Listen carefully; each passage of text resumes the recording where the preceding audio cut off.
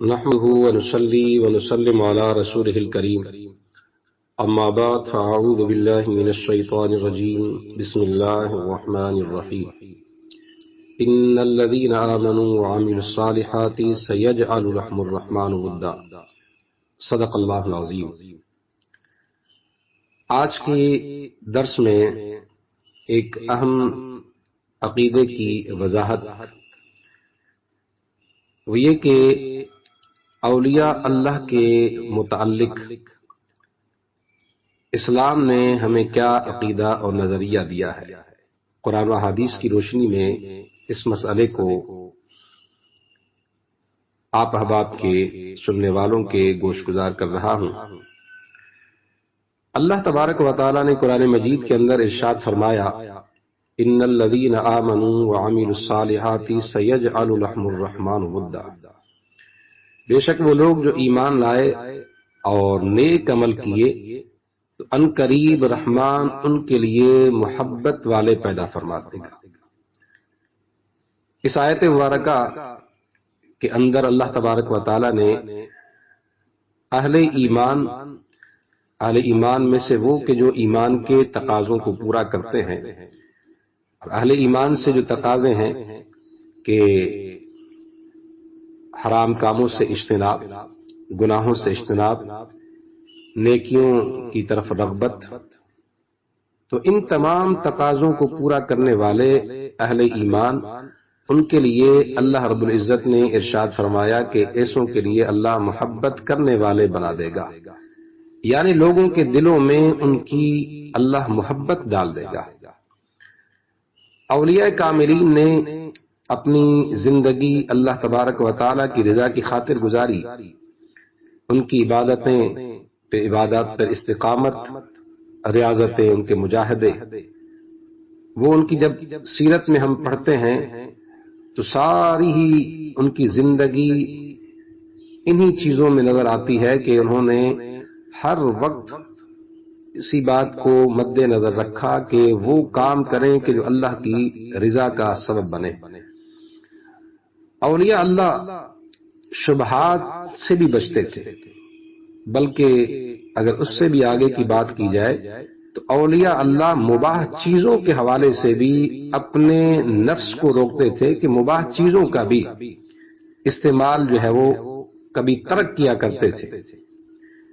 تو لہٰذا جب ایسی پیاری زندگیاں انہوں نے گزاری تو اللہ تبارک و تعالی نے ان کو خاص مقام عطا فرمایا، اور قرآن مجید کے اندر ان کے متعلق فرمایا کہ ایسے لوگوں کے لیے اللہ تبارک و تعالی محبت کرنے والے بنا دے گا، یعنی لوگوں کے دلوں میں اللہ ان کی محبتیں ڈال دے گا۔ تو اولیاء اللہ کے لیے دلوں میں محبت یہ اللہ تبارک و تعالی کی طرف سے ہے، یہ اولیاء کا شرف ہے، اولیاء کاملین کی یہ بڑی فضیلت ہے۔ لہذا جس دل کے اندر ولی کی محبت ہے تو اس کو اللہ کی اس نعمت پر شکر بجا لانا چاہیے کہ اللہ تبارک و تعالی نے مجھے ان لوگوں میں بنایا کہ جو اولیاء سے محبت کرنے والے ہیں، کیونکہ اللہ تبارک و تعالی چاہتا ہے کہ میرے برگزیدہ بندوں سے محبت کی جائے، ان سے پیار کیا جائے۔ اولیاء کاملین کے حوالے سے معاذ اللہ اگر کوئی غلط عقیدہ اور غلط نظریہ رکھے، اولیاء کاملین کی اگر کوئی بے ادبی اور گستاخی کرے تو اس کے حوالے سے ہمارا اسلام کیا کہتا ہے۔ نبی پاک صلی اللہ تعالی علیہ وسلم کی حدیث مبارکہ کے ایک حصے کو سننے والوں کے سامنے رکھ رہا ہوں۔ بخاری شریف کی حدیث مبارکہ ہے اور حدیث قدسی ہے، یعنی اللہ تبارک و تعالیٰ کا فرمان مصطفیٰ کریم علیہ السلام کی زبانی۔ حضور سید عالم صلی اللہ تعالی علیہ وسلم فرماتے ہیں کہ اللہ فرماتا ہے من عادی لی ولیا فقد آذنتہ بالحرب، جو میرے ولی سے دشمنی رکھے میں اللہ اس کے ساتھ اعلان جنگ کرتا ہوں۔ یہ بڑی سخت وعید ہے ان لوگوں کے لیے کہ جو اولیاء سے دشمنی رکھتے ہیں، اولیاء سے بغض رکھتے ہیں۔ لہذا لوگوں کو سبق لینا چاہیے اس حدیث مبارکہ سے کہ اولیاء سے دشمنی، اولیاء سے بغض، اس کی کتنی سخت وعید آئی ہے۔ دوسری بات یہ کہ اولیاء کاملین کے بارے میں کچھ اس طرح کی باتیں، کچھ اس طرح کے جملے جو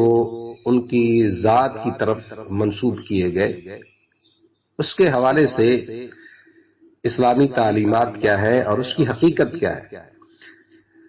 دو طرح کی چیزیں ہیں اولیاء کاملین کے حوالے سے۔ ان دو طرح کی چیزوں میں سے ایک اولیاء کاملین کی طرف، اولیاء کاملین کے لیے ایسی باتیں ان کی سیرتوں میں آئیں کہ جس کو پڑھنے والا پڑھ کر وہ فوری طور پر اس پر ایک اعتراض قائم کرتا ہے کہ یہ کیسے ہو سکتا ہے، وہ اس کی تہ میں نہیں جاتا، وہ اس بات کو سمجھنے کی کوشش نہیں کرتا، بلکہ چونکہ اس کے ذہن میں وہ بات نہیں آ رہی، اس کے ذہن کے مطابق نہیں ہے، تو فوری طور پر ہی وہ اعتراض کی طرف جاتا ہے۔ اب جب وہ اعتراض قائم کرتا ہے تو وہ ساری چیزیں پس پشت ڈالتا ہے کہ اس ولی کی زندگی کیسی تھی، اس کی عبادات کیسی ہیں، اس کی ریاضتیں کیسی ہیں، اس کے بارے میں جو ہے وہ بڑے بڑے جید ان کے خود اس وقت کے یا پھر بعد والوں نے ان کے بارے میں کیا لکھا، اور کتنے لاکھوں لوگ ہیں کہ جو ان سے محبت کرنے والے ہیں، وہ ساری چیزیں پس پشت ڈال کر اس ایک بات جو ان کو سمجھ میں نہیں آتی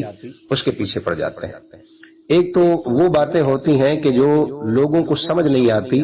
اور حالانکہ وہ قابل اعتراض نہیں ہوتی، اور کچھ اس طرح کی باتیں کہ جو حقیقتاً قابل اعتراض ہوتی ہیں۔ تو عرض یہ ہے کہ جو حقیقتاً قابل اعتراض باتیں اولیاء کے متعلق ان کی سیرتوں یا ان کے حوالے سے کتابوں میں لکھی گئی، تو وہ باتیں ان کی طرف منسوب کی گئی، حقیقت سے اس کا کوئی تعلق نہیں ہے۔ مثال کے طور پر خواجہ صاحب کے حوالے سے آتا ہے کہ حضرت خواجہ معین الدین چشتی رحمت اللہ تعالی علیہ نے اپنا کلمہ پڑھایا، تو ایسا ممکن ہی نہیں ہے، قطعی طور پر ایسا نہیں ہو سکتا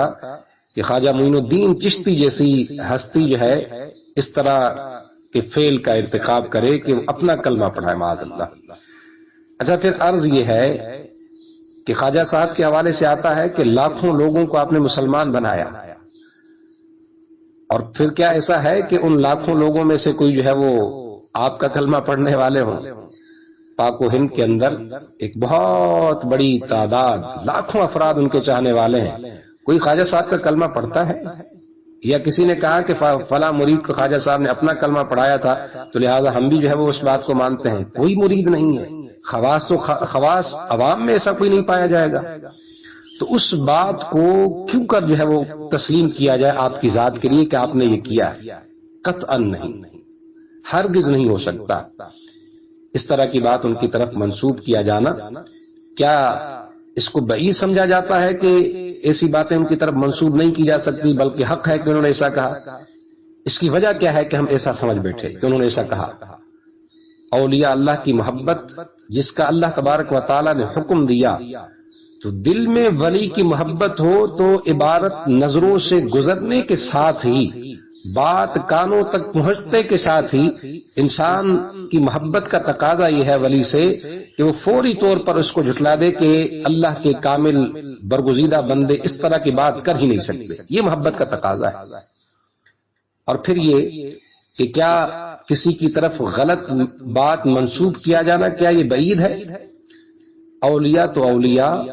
غلط بات کا منسوب کیا جانا، اس کے حوالے سے تو سرکار دو عالم صلی اللہ تعالی علیہ وسلم کی حدیث مبارکہ ہے کہ حضور اپنی ذات کے بارے میں فرماتے ہیں، من کذب علی متعمدا فلیتبوأ مقعدہ من النار، جو مجھ پر جان بوجھ کر جھوٹ باندھے وہ اپنا ٹھکانہ جہنم میں بنائے، یعنی جو بات میں نے نہ کہی ہو اس کو میری طرف منسوب کر دے تو ایسا شخص اپنا ٹھکانہ جہنم میں بنائے۔ تو اس چیز کا احتمال یقینی طور پر ہے، قوی احتمال ہے کہ سرکار اسلام کی طرف ایسی بات منسوب کیا جانا کہ جس کا سرکار سے کوئی تعلق نہ ہو، بلکہ مشاہدہ ہے، ایسا ہوا بھی۔ اسی بنیاد پر اس طرح کی چیز کو، اس طرح کی بات کو حدیث موضوع کہا جاتا ہے، یعنی کہ لوگوں نے اس کو کہا کہ سرکار نے کہا، حالانکہ نبی علیہ السلام نے ایسا نہ کہا، اس کو حدیث موضوع کہا جاتا ہے۔ جب حدیث موضوع کے حوالے سے ایک چیز موجود ہے کہ سرکار کی طرف ایسی بات لوگوں نے منسوب کی، جب نبی کی طرف لوگ اس طرح کی بات منسوب کر سکتے ہیں اور اس کو ہم فوری طور پر جھٹلا دیتے ہیں کہ یہ حدیث موضوع ہے، یہ سرکار کی حدیث نہیں ہے، تو اس وجہ سے جھٹلاتے ہیں کہ آقا دو جہاں صلی اللہ تعالی علیہ وسلم سے ہم محبت کرتے ہیں، فوری طور پر اس کو اس لیے جھٹلا دیتے ہیں۔ تو جس طرح نبی علیہ السلام سے ہم محبت کرتے ہیں تو اولیاء اللہ سے محبت کرنا یہ بھی قرآن نے ہمیں تاکید کی ہے اور حدیث مصطفیٰ کے اندر اس کی تاکید آئی ہے۔ لہذا فوری طور پر محبت کا تقاضا تو یہ ہے کہ فی الفور اس طرح کی چیز کو جو بزرگوں کی طرف منسوب کی گئی اس کو فوری طور پر جھٹلایا جائے اور فوری طور پر جو ہے وہ اپنے ذہن سے یہ خیال نکالا جائے کہ اولیاء اللہ اس طرح کی بات کہہ سکتے ہیں۔ حدیث مبارکہ پر اگر ہم غور کریں تو سارا مسئلہ واضح ہو جاتا ہے کہ جب لوگوں نے نبی کی طرف اس طرح کی باتیں منسوب کی تو اولیاء اللہ کے لیے بدرجہ اولا، اور پھر میں اگر اس سے بھی آگے کی بات کہوں تو قرآن مجید میں جا بجا کفار کے حوالے سے کہ کفار نے اللہ رب العزت کی طرف ایسی باتیں منسوب کی جو اللہ تبارک و تعالیٰ کے شایع نشان نہیں ہے۔ تو جب خالق کائنات کے لیے جو ہے اس طرح کی لوگوں نے باتیں کی، کفار نے اس طرح کی باتیں کی، نبی پاک علیہ السلام کے حوالے سے لوگوں نے اس طرح کی چیزیں منسوب کی جس کا تعلق آپ سے نہیں تھا، تو اولیاء اللہ کے لیے کیا بعید۔ تو لہذا بغض ولی میں یہ نہ کیا جائے کہ اس طرح کی بات کو سچ تسلیم کر کے پھر اولیاء پر تان کیا جائے۔ پھر سوال یہ پیدا ہوتا ہے کہ وہ ساری جو ان کی عبادتیں، ریاضتیں، ان کی سیرت کے خوبصورت پہلو، ان کو ہم کیوں نہیں مانتے، ان کو ہم کیوں تسلیم نہیں کرتے؟ ان کو تو ہم جو ہے وہ قصے کہانیاں قرار دے دیں، ان کے فضائل کو ہم قصے کہانیاں قرار دے دیں، اور جب ان کی طرف کوئی غلط بات منسوب کی جائے تو ہم کہتے ہیں ہاں سچ ہے انہوں نے ایسا کہا۔ یہ کوئی ایمان ہے، یہ کوئی اخلاقیات ہے کہ ان کے حق میں جو ہے ہم اچھائی کے قائل نہیں ہے جن کی اچھائیوں کو اللہ نے بیان فرمایا، ان کے حق میں ہم بہتری کے قائل نہیں ہیں جس کو سرکار اسلام نے اپنی زبانی بیان فرمایا، جہاں ان کے بارے میں غلط بات جو ان کی طرف منسوب کی گئی وہ ہمیں مل جائے تو ہم ان پر جو ہے وہ زبانیں تان دراز کرتے ہیں۔ یہ یقیناً جو ہے ایمان کی کمزوری ہے اور یہ اولیاء کا بغض ہے۔ اللہ تبارک و تعالی ایسے لوگوں سے عوام اہل سنت کو محفوظ فرمائے، اللہ تبارک و تعالی مسلمانوں کو محفوظ فرمائے، اللہ تبارک و تعالی اولیاء کاملین کی ہمیں سچی پکی محبت نصیب فرمائے اور ان کی خوبصورت سیرتوں پر خالق کائنات ہمیں چلنے کی۔ ان کی سیرتیں کوئی علیحدہ سے الگ اپنی سیرت نہیں ہے، اپنی زندگی ان کی نہیں کہ انہوں نے کوئی اپنے طور پہ زندگیاں بسر کی اپنی مرضی والی، بلکہ ان کی سیرت وہی ہے کہ سرکار اسلام کی تعلیمات کے مطابق ہے، شریعت کے عین تقاضوں کے مطابق ہے۔ یہ میں اس لیے عرض کر رہا ہوں کہ کوئی یہ نہ کہے کہ جی اولیاء کی سیرت پر چلنے کی، نبی کی سیرت پر چلنے کی کیوں نہیں؟ اولیاء کی سیرت کے حوالے سے اولیاء کی سیرت، ان کی زندگیاں سرکار دو عالم صلی اللہ علیہ وسلم کی تعلیمات کے مطابق ہی ہے، بالکل جو ہے اس کے مطابق ہے، بالکل شریعت کے عین مطابق ہے۔ تو لہٰذا اس لیے ہم دعا کرتے ہیں کہ اللہ تبارک و تعالی ہمیں